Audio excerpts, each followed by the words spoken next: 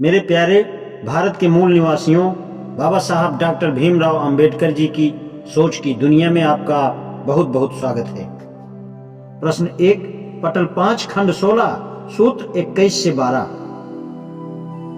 विष्णु स्मृति में कहा गया है कि द्विज की लाश को कोई शूद्र न ले जाए, चाहे वे मृतक का कोई संबंधी ही क्यों न हो। माता पिता के शव को सजातीय पुत्र ले जाए, शूद्र कभी भी द्विजातीय शव को न ले जाए, चाहे वह मृतक का पिता ही क्यों न हो। अध्याय 19 सूत्र 1 और 4। वशिष्ठ धर्म सूत्र में कहा गया है कि अब हम भक्षाभक्ष का निर्णय करेंगे।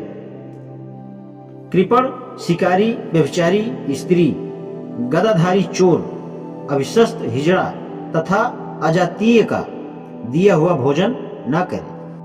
कृपण, स्रोत, होत्री, कैदी, बीमार, सोम विक्रेता, बढ़ई, धोबी, शराब बेचने वाले, जासूस, ब्याज खाने वाले तथा मोची का दिया हुआ भोजन न खावे। शूद्र का भी दिया हुआ भोजन न खावे। अध्याय 14 सूत्र 1 से 4। कुछ लोग कहते हैं कि शूद्र शमशान भूमि है, इसलिए उनके सन्मुख वेद न पढ़ें। शमशान का वचन है कि दुष्ट शूद्र वर्ण शमशान के समान, अतएव शूद्र की उपस्थिति में वेद कभी भी न पढ़ें।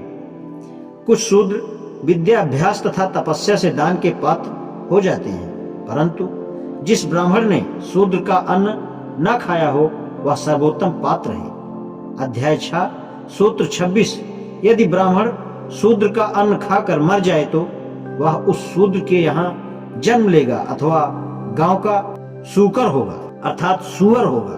जो ब्राह्मण शूद्र का अन्न खाकर अपनी सजाते पत्नी से सहवास करे तो उससे जनित पुत्र शूद्र के खानदान के होंगे और उसे स्वर्ग प्राप्ति नहीं हो सकती। अध्याय 6 सूत्र 27 से 29। मनुस्मृति में लिखा है कि ब्राह्मण शूद्र के राज्य में न रहे तथा न ही वहां पर जहां पतित, नास्तिक तथा नीच रहते हों। जो ब्राह्मण शूद्र का यज्ञ कराता है उसे श्राद्ध में दूसरे ब्राह्मणों के साथ खाने के लिए ना बुलावे। उसके आने से संपूर्ण पुण्य छीन हो जाता है। शूद्र के शव को नगर के दक्षिण फाटक से ले जावे और द्विज के शव को उत्तर, पूर्व तथा पश्चिम फाटक से। अध्याय 5 श्लोक 92। आपस्तंभ धर्मसूत्र में कहा है कि ब्राह्मण कान तक हाथ उठाकर प्रणाम करे, क्षत्रिय वक्षस्थल तक, वैश्य कमर तक और शूद्र हाथ जोड़कर नीचे की तरफ बढ़ाकर। प्रश्न 1, पटल 2 खंड 5 सूत्र 16। यदि किसी ब्राह्मण के यहाँ कोई शूद्र मेहमान आवे तो उससे कुछ काम कराकर तब भोजन दे। यदि बिना काम कराए भोजन कराए तो शूद्र का महान सम्मान समझना चाहिए। प्रश्न 2, पटल 2 खंड 4 सूत्र 19 से 20। विष्णु स्मृति में लिखा है कि देव यज्ञ अथवा श्राद्ध में शूद्र को बुलाने का दंड 100 पड़ है। अध्याय 5 श्लोक 115।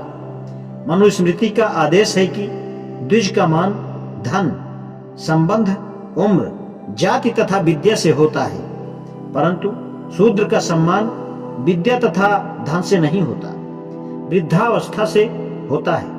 हे ब्राह्मणों, ब्राह्मण का मान विद्या से, क्षत्रिय का वीरता से, वैश्य का धन से तथा शूद्र का उम्र से होता है। अध्याय 2 श्लोक 154 से 156। ब्राह्मण का अतिथि ब्राह्मण ही हो सकता है, क्षत्रिय, वैश्य तथा शूद्र नहीं। यदि कोई क्षत्रिय ब्राह्मण के यहाँ मेहमानी में आवे तो ब्राह्मण स्वयं भोजन करके उसे भोजन दे। यदि कोई वैश्य या शूद्र आवे तो नौकर से उनको भोजन दिलवाए। अध्याय 3 श्लोक 110 112। आपस्तंभ धर्मसूत्र का आदेश है कि क्षत्रिय की हत्या करने का प्रायश्चित यह है कि 1000 गाय ब्राह्मण को दे, वैश्य हत्या के बदले 100 गाय तथा शूद्र हत्या के बदले 10 गाय ब्राह्मण को दे। प्रश्न 1, पटल 9 खंड 24 सूत्र 1 से 3। गौतम धर्मसूत्र के अनुसार यदि क्षत्रिय ब्राह्मण को गाली दे तो 100 कर्षपण दंड दे। यदि ब्राह्मण को मारे तो इससे दुगना दंड दे। यदि वैश्य ब्राह्मण को गाली दे तो क्षत्रिय से 1.5 गुना दंड दे। परंतु यदि ब्राह्मण क्षत्रिय को गाली दे तो केवल 50 कर्षपण दंड दे। यदि वैश्य को गाली दे तो इसका आधा दंड दे और शूद्र को गाली देने का कोई दंड नहीं है। अध्याय 12 सूत्र 8 से 13।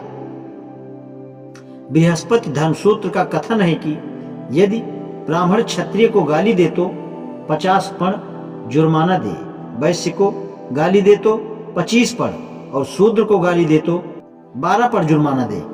यह जुर्माना धार्मिक शूद्र के लिए है, यानी जो अपना शूद्रत्व स्वीकार करके सेवा धर्म में रत है और निरपराध है। अधर्मी शूद्र को गाली देने का कोई दंड नहीं। वैश्य यदि क्षत्रिय को गाली दे तो 100 पण दंड दे। क्षत्रिय वैश्य को गाली दे तो इसका आधा दंड दे। यदि क्षत्रिय शूद्र को गाली दे तो 20 पण दंड दे। यदि वैश्य गाली दे तो इसका दुगना दंड दे। शूद्र यदि वैश्य को गाली दे तो प्रथम लिखित दंड दे। क्षत्रिय को गाली देने पर बीच का दंड दे और ब्राह्मण को गाली देने पर सबसे अधिक दंड दे। आज इतना ही, शेष कल। धन्यवाद।